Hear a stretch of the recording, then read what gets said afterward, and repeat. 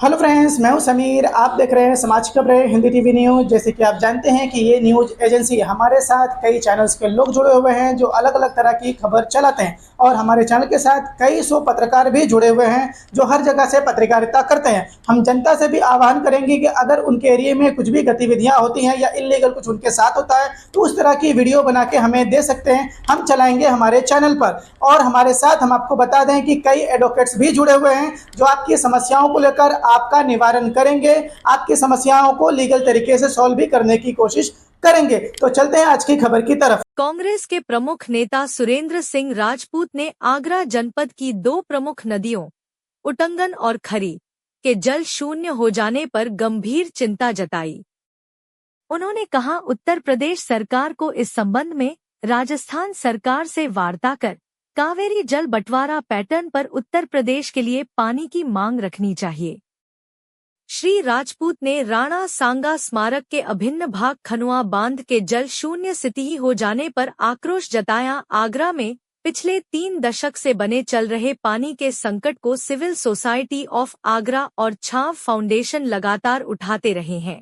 Civil society of Agra की चिंता यह है कि जनप्रतिनिधि और उप प्रशासन आगरा जनपद की उटंगन और खारी नदियों के जल शून्य स्थिति में पहुंच जाने को लेकर उदासीन है। ये दोनों ही इंटरस्टेट नदियां हैं। इनकी आगरा के भूगर्भ जल के रिचार्ज में खास उपयोगिता है। जब तक इनमें जल प्रवाह अविरल रहा, जनपद के अधिकांश विकास खंडों में हैंडपंप सुचारू रहे। लेकिन जब से राजस्थान सरकार ने इनका पानी बिना उप प्रशासन की मंजूरी या सहमति के रोक लिया, तब से आगरा अभूतपूर्व जल संकट के दौर में फंसा हुआ है। इन नदियों में पानी आना रोक देने से आगरा जनपद के 15 विकास खंडों में से फतेहपुर सीकरी, अछनेरा, अकोला, खेरागढ़, शमशाबाद, फतेहाबाद, पिनाहट आदि विकास खंडों में तो हैंडपंप 20 साल पूर्व ही काम करना बंद कर चुके हैं। नलकूप सहित सबमर्सिबल पंपों के लिए बोरिंग अनुमति अत्यंत मुश्किल भरी आवश्यक औपचारिकता हो चुकी है। उपरोक्त दोनों नदियां राजस्थान के करौली जनपद की विंध्य पहाड़ी की निचली श्रृंखलाओं से निकलने वाली जलधाराओं से पोषित अंतर्राज्यीय नदियां हैं। चूंकि इन नदियों का एक बड़ा जलग्राही क्षेत्र आगरा जनपद की सीमा से लगा हुआ है, फलस्वरूप आगरा जनपद परोक्ष रूप से सबसे ज्यादा प्रभावित है। आगरा में सिंचाई विभाग के समक्ष यह मुद्दा लगातार उठाते रहे हैं। जनप्रतिनिधियों को भी इसकी जानकारी दी, किंतु शासन तक यह मामला नहीं पहुंचा। आगरा से मनोज कुमार की रिपोर्ट। मैं Anil Sharma, secretary civil society of Agra.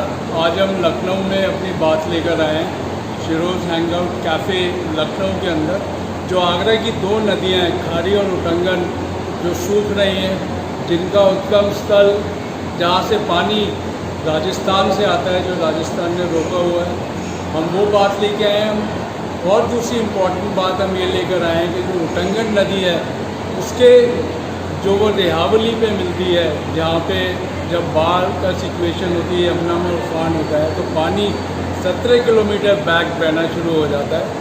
तो उस पानी को भी डबल गेटेड स्ट्रक्चर डैम बना के उत्तर प्रदेश सरकार पानी का संचय करे, जिससे कि आगरा में कम से कम आधे शहर की जो पानी की समस्या है वो दूर हो सके। धन्यवाद। आगरा सिविल सोसाइटी को बहुत साधुवाद कि इन्होंने राजनीतिक बहस की जगह पे एक सामाजिक परिचर्चा, और वो भी दो नदियों के पुनरुत्थान के लिए, पुनर्जागरण के लिए की, और उसका पानी जो आज की डेट में अवैध तरीके से राजस्थान रोक रहा है, उसके बारे में जागृत करने का काम किया। सिविल सोसाइटी से हम अपील करेंगे कि इसी तरीके से जो ये लोग अपनी बात उठाते रहें। आज की डेट में उत्तर प्रदेश में भी भाजपा की सरकार है और राजस्थान में भी भाजपा की सरकार है, तो आखिर राजस्थान ने उत्तर प्रदेश का पानी, चाहे वो उटंगन का हो चाहे खारी का हो, रोक क्यों रखा है, और राणा सांगा के डैम को एकदम सूखा क्यों बना रखा है। कैचमेंट एरिया 27 किलोमीटर का ऐसा बताया जा रहा है, और वहाँ पर खेती हो रही है, अवैध खेती हो रही है। क्या इस पानी का बंटवारा कावेरी जल बंटवारे की तरीके से नहीं हो सकता? इस बात को बताना होगा।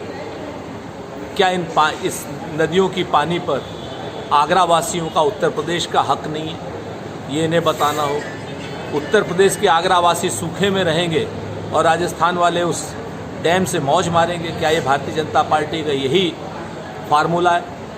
ये सारी की सारी बातें जनता को बतानी होगी। मैं फिर से सिविल सोसाइटी से कहता हूँ कि इस मुद्दे को जिंदा रखें, इस मुद्दे पर बात करें और भारतीय जनता पार्टी की सरकारों पर दबाव डालें, एक दबाव समूह के रूप में काम करें ताकि आगरा को उसका हिस्सा मिल सके।